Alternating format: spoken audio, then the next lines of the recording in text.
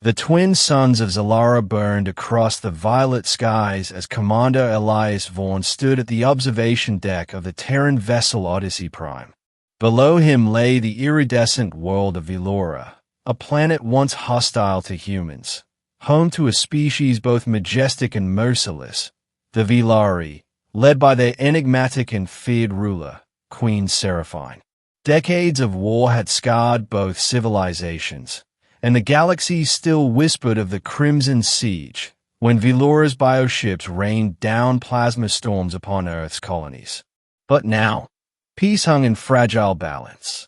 Elias was humanity's envoy, tasked with negotiating an alliance. What he didn't expect was to find himself falling in love with the very being who once vowed to annihilate his kind. Elias's first encounter with Queen Seraphine was meant to be political, a formal exchange of terms between two exhausted civilizations. She was unlike anything he'd imagined. Tall, radiant with crystalline skin that shimmered under starlight, her eyes swirling galaxies of gold and storm gray. Her voice carried a symphony of tones, as if 1,000 harmonies spoke at once. The moment she entered the chamber, Elias's pulse raced. There was a gravity to her presence. Literally, the Vaelari emitted faint energy fields that affected nearby matter. But Seraphine's field was stronger. It pulled him closer, subtly altering his breath, his thoughts. Over several weeks of negotiation, words turned to conversations, and conversations turned to confessions. Elias spoke of Earth, of oceans, laughter, and the way rain smelled after lightning. Seraphine, born in a world of crystalline deserts and twin suns, had never seen such softness. She found his humanity intoxicating. Against every law of her people, she let him touch her hand, the first bridge between species that had only ever known war. And when they met again beneath the bioluminescent spires of Vaelora's capital, the bond deepened. Their connection became more than emotional. It was biological. Unknown to both, the Vaelari were genetically engineered millennia ago to merge with compatible life forms. The union of a human and a Vaelari queen created something no one had ever seen, a merging of DNA and energy fields that defied both science and prophecy. When word reached the High Council of Vaelora that their queen had united with a human, outrage swept the crystalline halls. The Vaelari considered humans primitive, a species unworthy of sharing their divine lineage. Elias was captured, confined within a prism cell of pulsating light. Seraphine was stripped of her royal insignia, her throne threatened by her own bloodline.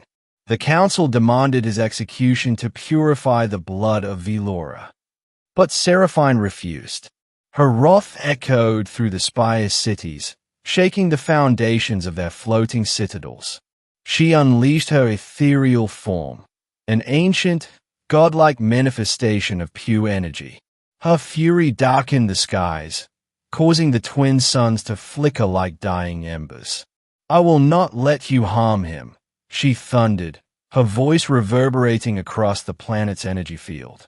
"He carries the seed of both worlds within him, the bridge between our races." Her words were not metaphor.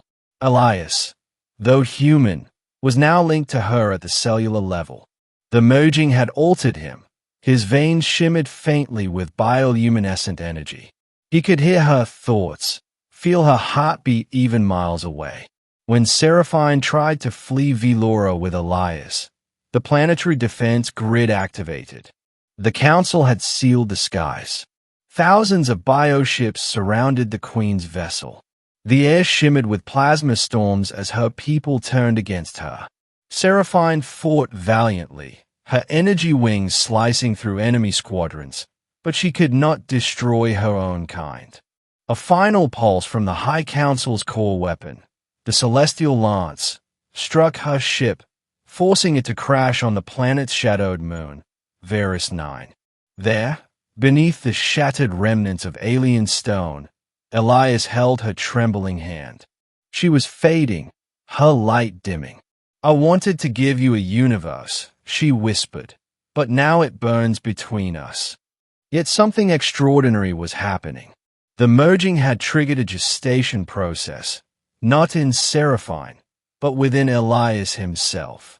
Their bond had transcended biological roles. A luminous sphere of energy pulsed within his chest, a hybrid embryo of light and matter. The queen's wrath gave way to fear. For the first time in her eternal reign, she didn't know what came next. The council tracked them down weeks later. Elias, weakened and delirious, was guarded by Seraphine in the ruins of an ancient temple.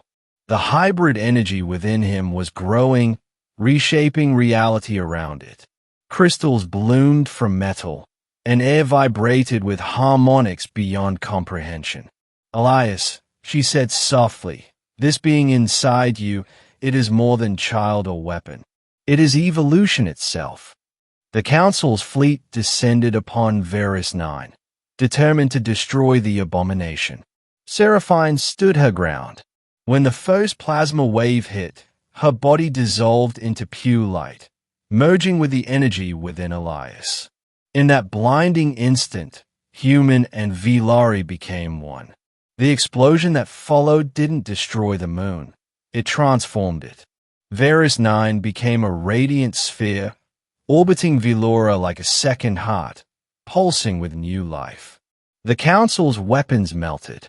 Their ships ceased to function. A telepathic wave swept across both species, carrying a message not of dominance, but of unity. Elias awoke within a cocoon of light. Before him stood a silhouette, not Seraphine, not quite human, but something born of both. You are not alone, it spoke. We are the bridge. Centuries later, historians would call it the Genesis event, the moment two enemy species became kin. The hybrid offspring of Elias and Seraphine seeded a new civilization known as the Vaelanth, blending human ingenuity with Vaelora energy. No longer divided by fear or wrath, the galaxy learned that even the forbidden could give birth to salvation. And in the distant glow of Vaelora's twin suns, two souls, once bound by fate, still shimmered in the light of a new world.